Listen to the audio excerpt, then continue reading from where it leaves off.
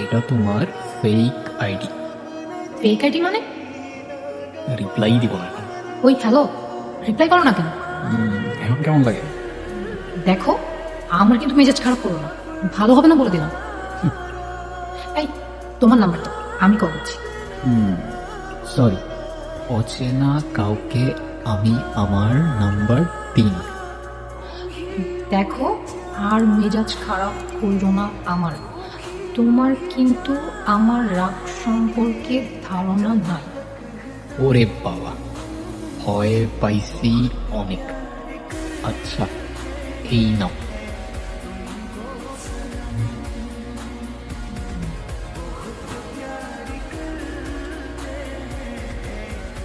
Hello. ওই fake ID এটা না? হ্যাঁ, আমার তো তাই মনে হচ্ছে। ও আচ্ছা, আর এখন কি মনে হচ্ছে? এখন তো মনে হচ্ছে হয়তো রিয়েল আইডি। এখনো হয়তো? দুটো থাপ্পড় মারলে না একদম সব হয়তো টয়তো বেরিয়ে যাবে। ওই হ্যালো, বয়স কত তোমার? কিসে বলো তুমি? আমি ক্লাস 8-এ, আর মেয়েদের বয়স জিজ্ঞেস করতাম। তুমি যদি ক্লাস 8-এ পড়ো, আমি তোমার সিনিয়র। আর সিনিয়রদের সাথে রেসপেক্ট দিয়ে কথা বলতে হয়, জানো না? সরি, আমি আসলে সিনিয়র টিনিয়র মানি না। যে আমাকে রেসপেক্ট করে আমি তাকে রেসপেক্ট, যে আমাকে রেসপেক্ট করে না আমি তাকে নো ওয়ে। ওরে বাপ রে বাপ, আমার ডায়লগ আমাকেই দিচ্ছ? মানে? কিছু না, এমনি। আচ্ছা, তোমার নামটা এত কঠিন কেন? মৃত্তিকা মৃত্তিকা, আর দুইবার কেন দিছো এক নাম? আরে, ফেসবুক অ্যাকাউন্ট খুলতে গেলে ফার্স্ট এন্ড লাস্ট নেম চায় না, ফার্স্ট নেম তো দিয়ে দিলাম, এখন লাস্ট নেমে কি দিব? তাই ওইটা দুইবার দিয়ে দিয়েছি, কারণ যদি আবার ফ্যামিলি তো চিনে ফেলে তাই। মৃত্তিকা, তোমার নামটা অনেক কঠিন। আচ্ছা, কঠিন হলে তুমি একটা নাম দিয়ে দাও। মৃত্তিকা থেকে মিতু। হ্যাঁ, তোমাকে আজকে থেকে আমি মিতু বলে ডাকবো, ওকে?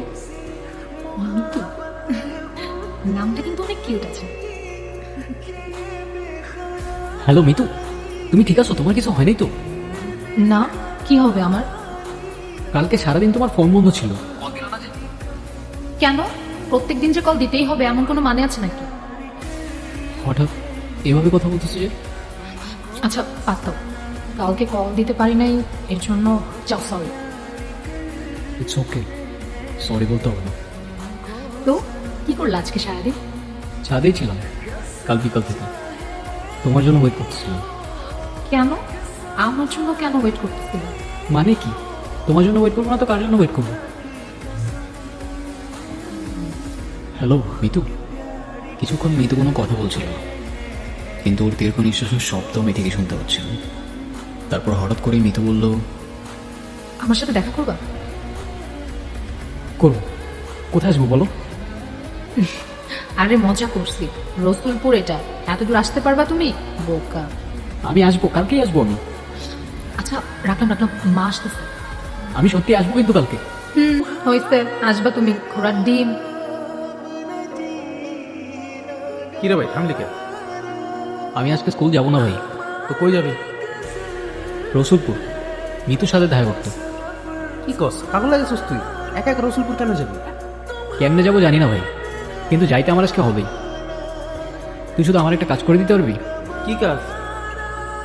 প্রেজেন্টটা দিয়ে দিস, নাইলে জালাল স্যার আবার বাসায় কল দিয়ে নালিশ করবি। ওকে দিমুনে, যা। সিঙ্গারা খাবি? আচ্ছা খাও মনে, যা। সত্যি তো? একদম, এখন যাই আমি। ঠিক আছে, যা। মিস ইউ ভাই, সাবধানে যাই।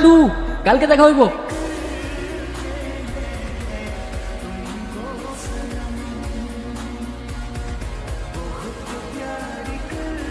ভাই, আপনি কি এই এলাকার?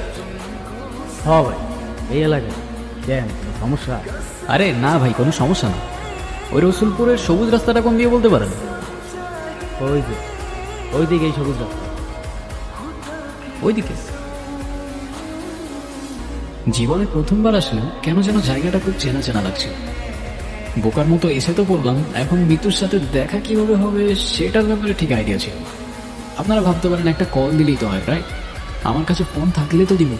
আমি যে ফোনটা চালাতাম ওটা তো মায়ের ফোন ছিল। গত রাতেই বাবা এসে ফোনটা নিয়ে গেছে, এইটা বলে যে ফোনের জন্য নাকি আমার পড়াশোনা নষ্ট হচ্ছে। কিন্তু একটা জিনিস ভাবতেই অবাক লাগছিল, যে মেয়েটাকে কখনো চোখেই দেখিনি, তার জন্য কোথায় থেকে কোথায় চলে আসলাম।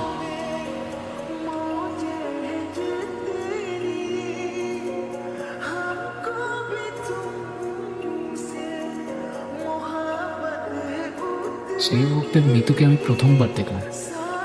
ওকে এতটা সুন্দর লাগছিল যতটা হয়তো আমি ইমেজিনও করিনি।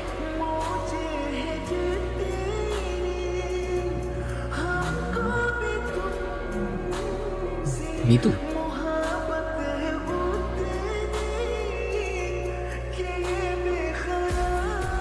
সানি, হ্যাঁ কেমন আছো? এই তো আলহামদুলিল্লাহ। তুমি? ভালো।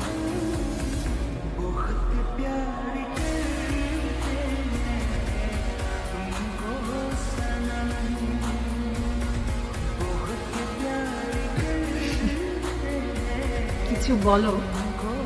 তুমি জানলা কিভাবে আমি এখানে থাকবো? মেয়েরা সব কিছু জানতে পারে।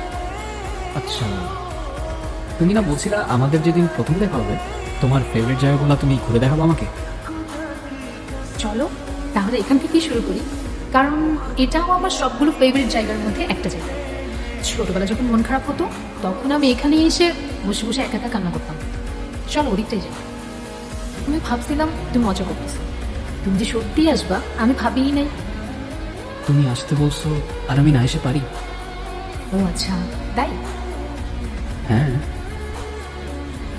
আচ্ছা, আমার না কেন যেন মনে হচ্ছে না এটা তোমার সাথে আমার প্রথম দেখা। আমার কেন যেন মনে হচ্ছে তোমাকে আমি অনেক বছর ধরে চিনি। মিলে গেল কিভাবে? আমারও তো ঠিক তাই মনে হচ্ছে। ব্যাপারটা কেমন ম্যাজিক্যাল না? না তুমি আমায় চিন্তা, না আমি তোমার। কোথায় তুমি থাকতা আর কোথায় আমি, তাও আমাদের কিভাবে দেখা হয়ে গেল, ফ্রেন্ডশিপও হয়ে গেল। শুধুই ফ্রেন্ডশিপ? না, আই গেস ফ্রেন্ডশিপ থেকেও আরো অনেক বেশি কিছু। তুমি কালকে আমাকে জিজ্ঞাসা করছিলে না আমি তোমাকে কেন ফোন দিয়েছিলাম না? হ্যাঁ, আমি তোমাকে মিথ্যা বলছি। আমি জানতাম, আমি খুব ভালো করেই জানতাম যে তুমিও আমার সাথে কথা না বলে থাকতেই পারো। কি হয়েছিল বলো না আমাকে। ভাইয়া সেদিন মারছে আমাকে। মারছে মানে? মারছে কেন? সেদিন সকালে তোমার সাথে মেসেজ করতেছিলাম, ভাইয়া দেখে ফেলছে। ভাইয়া আমাকে জিজ্ঞাসা করছে ছেলেটা কে। আমি বলছি আমার ফ্রেন্ড। তারপর আমার আর কোনো কথা না শুনে আমাকে অনেক মারছে, আমার ফোনটাও নিয়ে গেছে। আচ্ছা, তুমি কান্না করো না, দেখো সব ঠিক হয়ে যাবে। আমার না আর এখানে একটু থাকতে ইচ্ছা করে না। আচ্ছা, সব ঠিক হয়ে যাবে, তুমি কান্না করো না প্লিজ। কান্না করে কি হবে বলো, সব ঠিক হয়ে যাবে। কে রে তুই? নাম কি তোর? সানি। এখানে কি তোর? এখানে কি করতে আসছস? আর সকালে দেখে আমার সন্দেহ মনে হয়েছে। কি রে বল, এখানে কি করতে আসছস? ওর সাথে দেখা করতে। কার সাথে? আমার বোনের সাথে? ভাই আমার কথাটা শোনেন, আমি বোঝাই বলতেছি। তোর কিছু না মনে? তোদের মতো শহরের লোক আমার খুব ভালো করে চেনাস। ভাই আপনি কিন্তু না বুঝেই ভুলভাল বলতেছেন। তোর সাহস তো কম না? তুই আবার আমার মুখে মুখে কথা বলস? আমার বোন তোর সাথে দেখা করতে আসবে কেন? আমার বোনটা আমি চিনি না? বিশ্বাস না হলে আপনার পণ্ডিত জিজ্ঞাসা করেন। হ্যাঁ মিথ্যে, তুই ওরা চিনস? এদিকে তাকা আমার দিকে। তুই ওরা চিনস? তোরা তাকাইতে বসে আমার দিকে তাকা, ওরা চিনস তুই? না ভাইয়া, আমি ওকে চিনি না।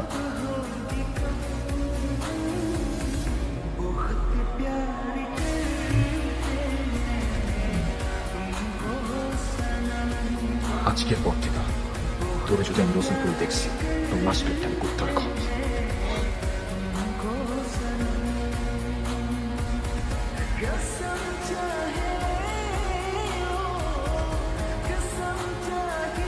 সেদিন খুব কষ্ট পেয়েছি, হওয়াটাও স্বাভাবিক।